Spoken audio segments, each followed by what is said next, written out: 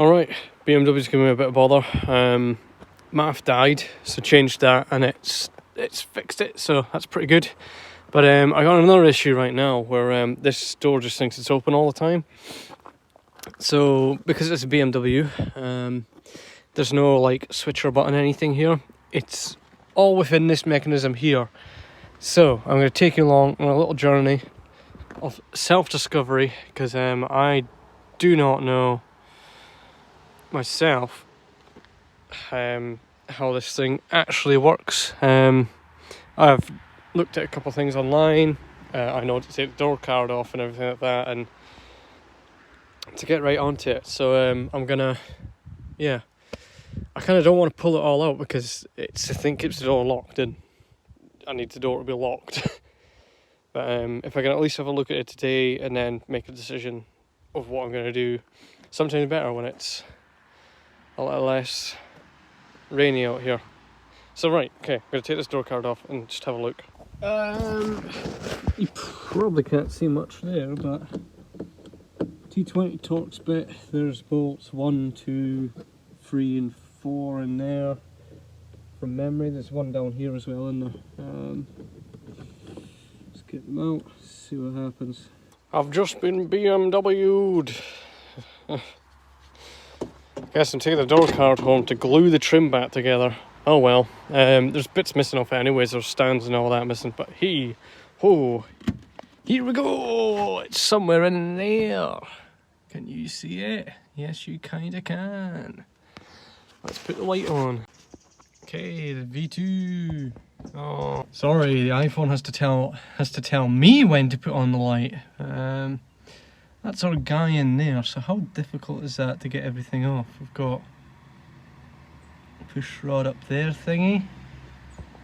It looks to be, there's a few bits mounting to this guy. I guess I could take it all off and have a better look. It looks like the guy closest to the camera doesn't need to come off. There's the plug there. You'll need to come off. Where do you go? You go up and around. And around. You go to the back of the door lock. Is that something else that attaches up there? Probably. Right, cool. I'm going to say the battery is off so I can remove the airbag without upsetting the whole system. Nice set of speakers there, eh? Oh, that's lovely. Bet they're right boomy. There's like a funny tab on that. I'll get this off myself with two hands. Right, this is the unit out of it now. Annoyingly, you can't see anything, and it looks like you're just gonna have to break it to get it open, which, when you kind of need the lock, that ain't gonna happen, is it? So there is these tabs going all the way around, but considering I've tried to take off 3 of them and 2 of them are broke, I don't think I'm going to go any further. I think I'm just going to get the parts numbers off it and get another one ordered. But it was surprisingly easy. I marked these 3 bolts here, just in case they were like alignment bolts, but they weren't. Once I took them out, I basically kind of pulled it this way towards the inside of the car, and it comes off of a little, oh, you're definitely not going to be able to see inside of there, but there's like a little mechanism for the key barrel, and yeah, it just plopped off of that and just came on out, to be fair. Then there was the door handle thing, cable, which is definitely seen better days than mine.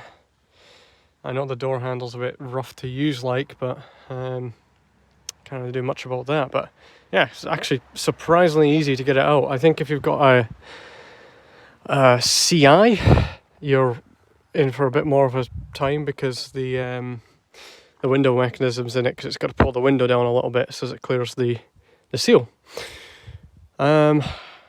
Yeah, but that was surprisingly easy. But I think now I'm just going to go take some pictures of that and go try find a new one, unfortunately, which kind of sucks. I would like to have repaired that, but as I say, the mechanism is somewhere in that box. Somewhere in this box here, and God knows where. I just can't see any way of getting into the bugger without completely destroying it. Alright, that was a bit more of a pain to get in, but I've got it in. I ended up taking the lock out, which is easy enough done. There's just a bolt in behind here. You take that out and then get something to kind of just wedge in behind it, and then it should just come straight out. So I think I'm going to have a bit of difficulty getting it back in because it's not lined up on the back. So if I just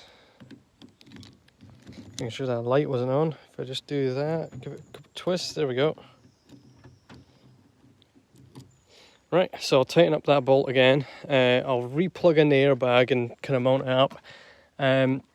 So what I've just done, I don't know if this is going to make a difference or not, but fingers crossed it does. I've just lubricated everything in there. Everything I could see, the actual door mechanism itself is so much nicer to use now. It's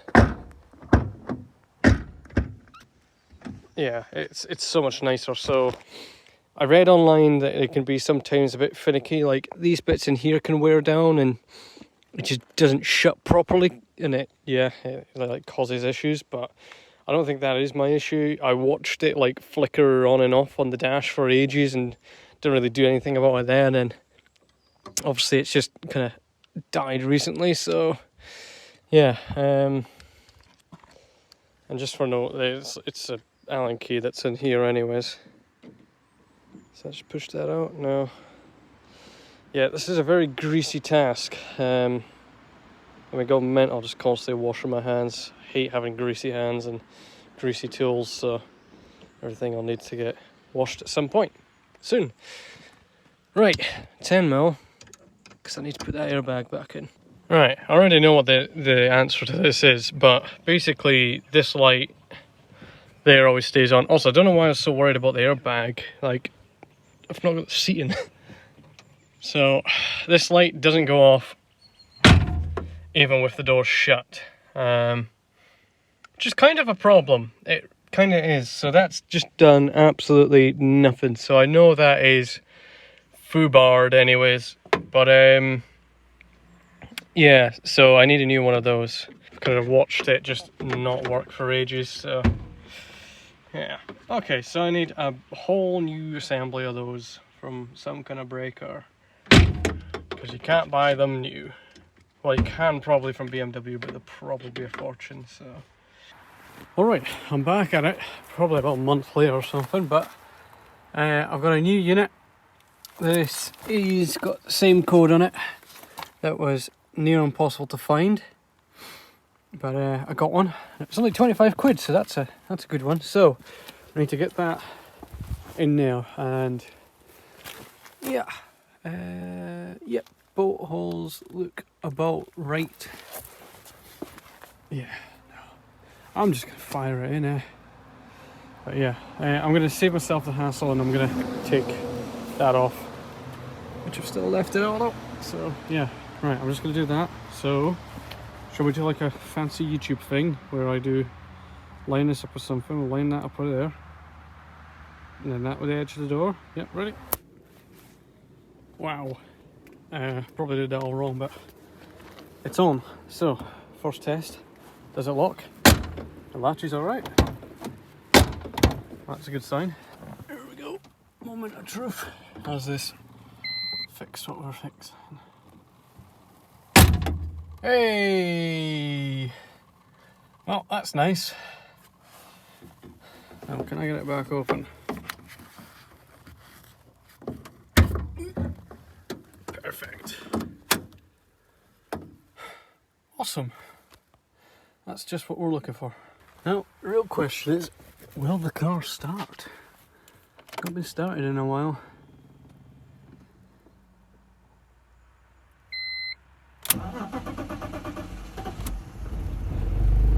Of course it will, because it's a good car. Also, that connection needs cleaned up, that's why you heard the little tick at the back there. Awesome. Let's get it working. That's one less thing to do, so it is. The next thing is and I don't know when I'll be able to do it, but I need to put a harness bar in somehow. I can't find any for sale. I've realised I've left it with the handbrake on, never a good idea. So I can't find any that's for sale, but I might give it a go of trying to make my own. I think the best bit to go off of is there and there. But yeah, I'll do a bit of research, see what's in. Back on. Also need to put the door car and everything back on, but left it out hoose and I biked up because bugger the salty roads. But yeah, nice. It works and it now locks when you've got the battery on, so cool. Awesome, there we go. Hopefully that helps somebody else.